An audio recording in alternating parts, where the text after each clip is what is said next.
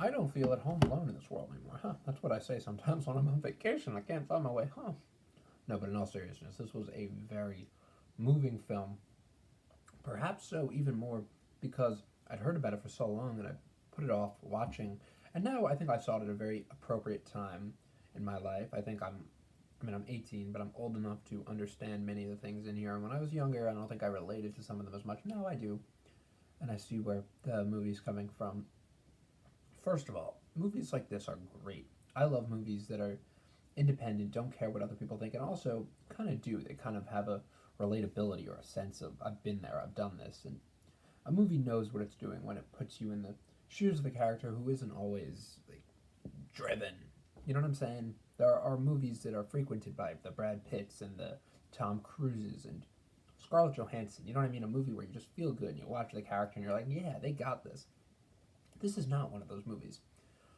And in fact, movies like that are usually the ones that are independent or don't have as much popular reception. The reason being, people don't want to see a movie with like a kind of downbeat protagonist.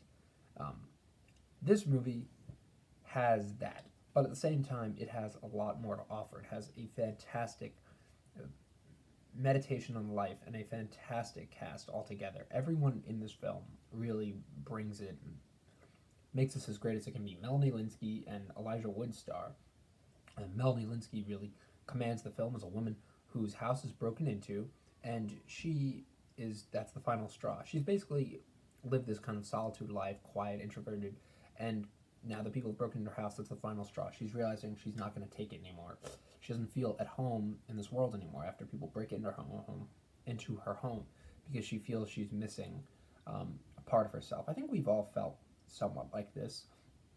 In our worst moments, we will feel like we're missing a part of ourselves, or we want to just have that best feeling we ever had. It's a really good idea that this film tackles the idea of home. And it's a bleak kind of mini adventure into just the dark reality of life through this woman's misadventures, we'll call it that. And it did a really good job. I think in the last 16 minutes, it kind of suffers from Deus Ex Machina itis. It just gets so mocking it up. Things start coming out of nowhere.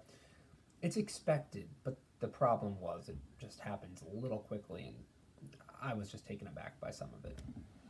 But overall, it does a pretty great job of fleshing out its characters, of telling the story, of building suspense, and of just character development. This was a really well made movie, and I think every single character to me just was very well fleshed out. The father of the Christian guy, the one who's rich and makes his drinks when he comes home.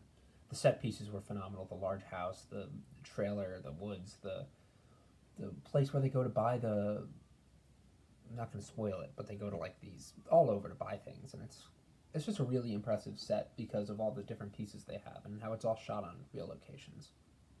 I Don't Feel at Home Alone in This World Anymore is just a great movie. It's really good, and Macon Blair, who directed it, did a fantastic job in his directorial debut.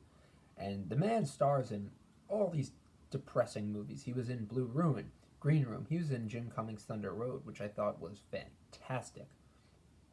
And now that he's directing his own movie, I really like it. I really like this kind of. It's not mumblecore, but it's independent. It's um, independently financed, I would assume, and just the way this movie was put out there in kind of a sad little depressing. Go to Netflix after Sundance. I think it works. I think it's a great movie. I'm really happy I saw it, and I recommend watching it. It's a movie you have to be in a mood to watch. It's not something you just throw on and be like, oh, I want to watch this. No, if you're in the mood, watch it. Good film.